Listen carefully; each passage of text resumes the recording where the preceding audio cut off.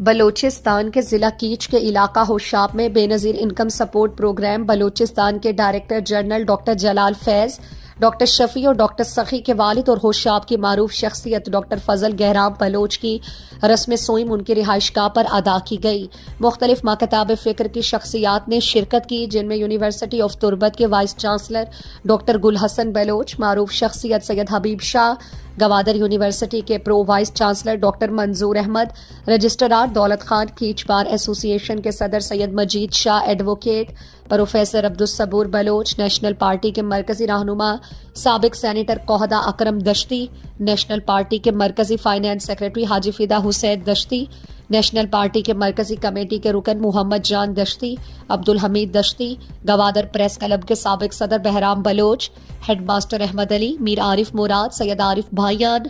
حامد جوش، doctor Imam Bakhsh, doctor Taj Baloch, doctor عبیر بخش، علی محمد شاہل، چاکر advocate, شیخ شوکت علی، شیخ علی Haider, doctor حیات ساجد، قدیر لقمان، تحصیلدار چنگیز بلوچ اور دیگر شامل ہیں۔ مرحوم ڈاکٹر فضل گہرام بلوچ کی سماجی اور علمی خدمات کو خراج عقیدت کر کے ان کی وفات کو علاقے کے لیے بڑا نقصان قرار دیا۔